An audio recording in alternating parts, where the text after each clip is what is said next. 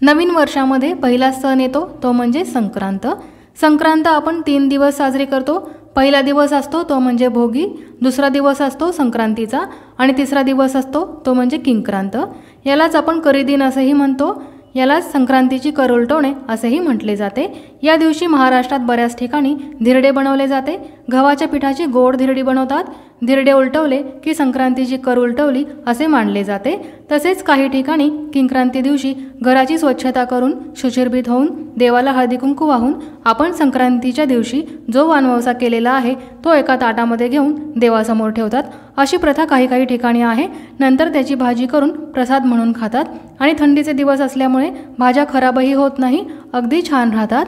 तसेच काही ठिकाणी भोगीच्या दिवशी जी आपण बाजरीची भाकरी बनवतो त्या भाकरीचा तुकडा किंक्रांती दिवशी खाण्यासाठी ठेवतात। तो बाजरीच्या भाकरीचा शिळा तुकडा व ही भाजी बरोबर खातात। अशी प्रथा महाराष्ट्रामध्ये पाळली जाते आणि या दिवशी ही भाजी खावी, त्याचबरोबर बाजरीची शिळी भाकरीही खावी, हे लाभकारी असते असेही मानले जाते। आणि म्हणूनच आज मी तुमच्याबरोबर ही भाजीची रेसिपी शेअर करणार आहे। संक्रांतीच्या दिवशी जो वानवसा मी केलेला होता त्या भाज्या सर्व एका ताटामध्ये घेतलेल्या आहे आणि त्यामधील चांगल्या भाज्या मी आता निवडून घेते आहे। ही आपण भाजी बनवणार आहोत आणि याचीच रेसिपी आजच्या व्हिडिओमध्ये बघणार आहोत। तर हा व्हिडिओ आवडला तर लाईक करायला विसरू नका, शेअरही करा आणि चॅनलवरती नवीन असाल तर चॅनलला जरूर सबस्क्राईब करा। चला तर मग मस्त अशा रेसिपीला आपण सुरुवात करूया। आता इथे तुम्ही बघू शकता सर्व भाज्या मी निवडून घेतलेल्या आहेत। वाटाणे, वालपापडी, पावटा अशा शेंगाही मी निवडून घेतलेल्या आहेत आणि यामध्ये ना हुरडा आहे, ज्वारीचा हुरडा आहे तोही मी निवडून घेते आहे। त्याचबरोबर गव्हाचा सुद्धा हुरडा आहे तोही आपण घेणार आहोत। हा हुरडा सुद्धा आपण भाजीमध्ये वापरणार आहोत। तो कसा वापरायचा आहे हे मी तुम्हाला पुढे दाखवणारच आहे व्हिडिओमध्ये। हा बघा गव्हाचा आणि ज्वारीचा हुरडा बाजूला ठेवलेला आहे। त्याचबरोबर मी याच्यामध्ये एक बटाटा सुद्धा टाकणार आहे आणि शिवाय याच्यामध्ये मी थोडेसे बीन्सही टाकणार आहे। घरामध्ये थोडेसे बीन्स होते ते घेतलेले आहेत आणि एक बटाटाही मी याच्यामध्ये टाकणार आहे। बटाटा साल काढून चिरून घेतलेला आहे तो टाकलेला आहे आणि बीन्सही मी कट करून घेतलेले आहेत तेही याच्यामध्ये ॲड केलेले आहेत। आता या भाज्या स्वच्छ धुण्यासाठी आपण याच्यामध्ये पाणी टाकूया। भाज्या स्वच्छ धुवून घेणार आहोत आपण। आता या बाजूला ठेवूया आणि त्याचबरोबर आपण जो गव्हाचा आणि ज्वारीचा हुरडा घेतलेला आहे तो सुद्धा निवडून घेऊया। याचं जे साल आहे ते फेकून देणार आहोत आपण आणि चोळून यातला हुरडा बाजूला काढणार आहोत। आधी मी ज्वारीचा हुरडा काढून घेते आहे। तुम्ही बघू शकता अशा पद्धतीने आपल्याला हा ज्वारीचा हुरडा काढायचा आहे आणि याच्या ज्या काड्या आहेत ना त्या अशा फेकून द्यायच्या आहेत। अशा पद्धतीने गव्हाचा सुद्धा हुरडा मी काढून घेते। याच्या काड्या आपण बाजूला काढून घेऊया आणि आतले आपण गव्हाचे दाणे घेऊया।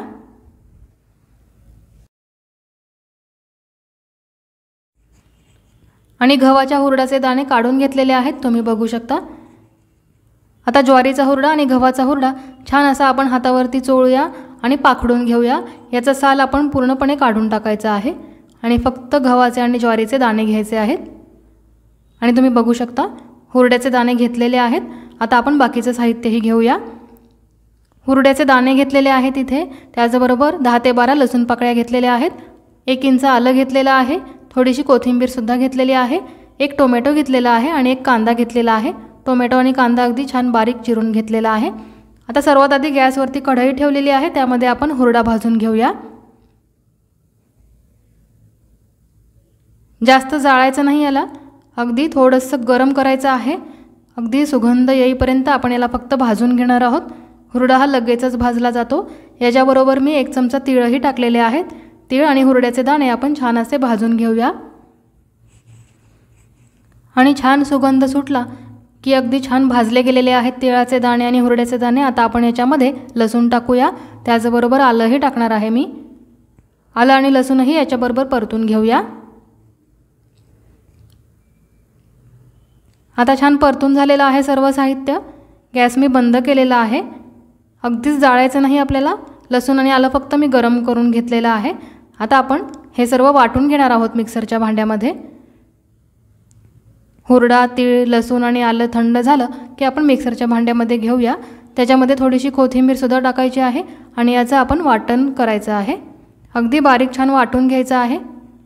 याच्यामध्ये मी खोबरं नाही टाकत आहे। खोबऱ्याच्या ऐवजी आपण हुरडा वापरलेला आहे। आधीची भोगीची भाजीची रेसिपी तुम्ही बघितली असेल त्याला आपण खोबरं वापरलेलं आहे, पण याला आपण हुरडा वापरलेला आहे। आता बघा असं मस्त बारीक वाटण तयार करून झालेलं आहे। आता आपण भाजीला फोडणी देऊया। यासाठी मी कढई ठेवलेली आहे आणि त्यामध्ये आपण तेल टाकून घेऊया। 2 चमचे तेल कढईमध्ये टाकलेलं आहे। तेल गरम झाल्यानंतर आपण याच्यामध्ये थोडीशी मोहरीही टाकलेली आहे। आता जिरे सुद्धा टाकूया आणि थोडासा कढीपत्ता सुद्धा टाकणार आहे मी।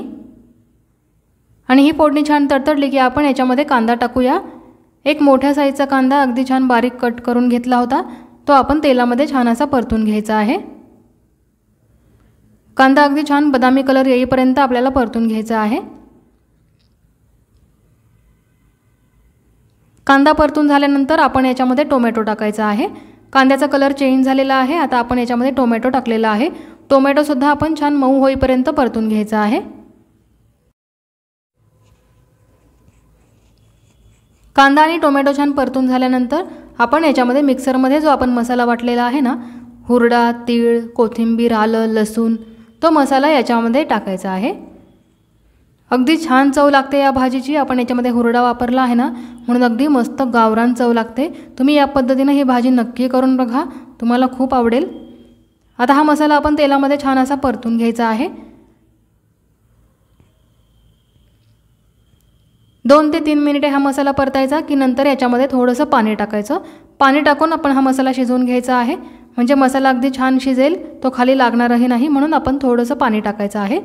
मिक्सरच्या भांड्यामध्ये थोडा मसाला लागलेला होता, त्यातच पाणी टाकून मिक्सरचं भांडं धुवून मी याच्यामध्ये टाकलेलं आहे ते पाणी। आता याच्यामध्ये आपण हा मसाला छान असा शिजवून घेणार आहोत। पाणी टाकून 1 मिनिटभर शिजवल्यानंतर तुम्ही बघू शकता मसाल्याला अगदी छान तेल सुटलेलं आहे।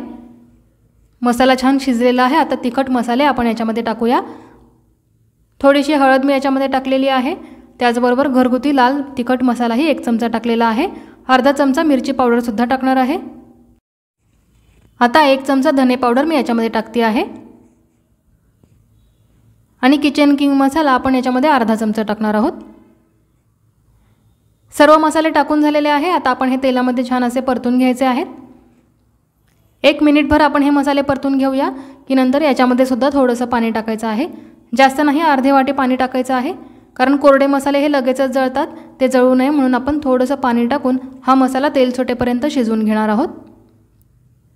आता बघा 1 मिनिटभर मसाला छान परतलेला आहे। आता मी थोडंसं पाणी टाकते याच्यामध्ये, अगदी थोडंसंच पाणी टाकलेलं आहे। आता मी याच्यावरती झाकण ठेवणार आहे आणि अर्धा ते 1 मिनिटानंतर आपण बघणार आहोत मसाला अगदी छान शिजलेला असेल। आणि अगदी अर्धा मिनिटच मी झाकण ठेवलं होतं। आता झाकण काढूया आणि तुम्ही बघू शकता मसाला अगदी छान शिजलेला आहे, मस्त तेल सुटलेलं आहे मसाल्याला। आपण अगदी थोडं पाणी टाकलं होतं, म्हणून मंद गॅसवर अर्धाच मिनिट मी हा मसाला शिजवून घेतलेला आहे आणि इतका सुंदर सुगंध येतो आहे ना, अगदी मस्त सुगंध येतो आहे। मसाला छान शिजलेला आहे। आता आपण याच्यामध्ये भाज्या ॲड करूया। या सर्व भाज्या मी धुवून घेतलेल्या आहेत, छान निथळूनही घेतलेल्या आहेत। त्या आपण मसाल्याबरोबर छान अशा परतून घ्यायच्या आहेत। अगदी 1 मिनिटभर या भाज्या छान मसाल्यामध्ये परतायच्या, शिवाय त्याला झाकण ठेवून एक वाफही येऊ द्यायची आणि नंतर याच्यामध्ये आपण पाणी टाकायचं आहे, म्हणजे या भाज्या अगदी मऊ शिजतात आणि पटकनही शिजल्या जातात। अगदी सुंदर चव लागते या भाजीची, कारण आपण देवासमोर ठेवल्यामुळे यातलं काहीच साहित्य टाकून दिलेलं नाही आहे। अगदी ऊसही घेतलेला आहे, त्याचबरोबर हुरडाही वापरलेला आहे, त्यामुळे अगदी मस्त चव लागते या भाजीची। 1 मिनिटभर झाकण ठेवून वाफही मी येऊ दिलेली आहे या भाज्यांना। आता आपण याच्यामध्ये पाणी टाकणार आहोत। पाणी मी गरम करायला ठेवलेलं आहे, पाणी गरम टाकायचं आहे, म्हणजे भाज्या अगदी मऊ शिजतील। पाणी जर थंड टाकलं ना तर भाज्या या वातडल्यासारख्या होतील, नीट शिजणार नाही, कारण या भाज्या शिळ्यासुद्धा आहेत, त्यामुळे आपण पाणी गरम करूनच टाकायचं आहे।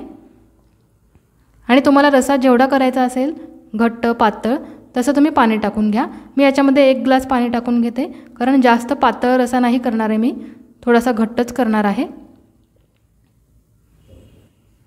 पाणी एवढंच पुरेसं आहे, कारण 7 ते 8 मिनिटांमध्ये ही भाजी शिजते, त्यामुळे जास्त पाणी टाकायचं नाही। आता चवीनुसार मीठ टाकलेलं आहे, 1 चमचाभर शेंगदाण्याचा कूटही मी टाकणार आहे याच्यामध्ये आणि हे छानसं मिक्स करूया आणि ही भाजी शिजू देऊया।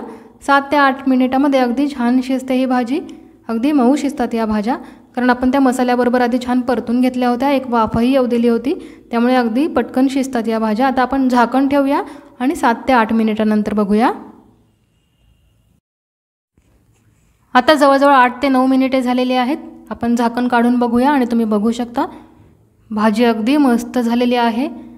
मला पाहिजे तेवढा रस्सा राहिलेला आहे आणि अगदी मऊ शिजलेल्या आहेत सर्व भाज्या।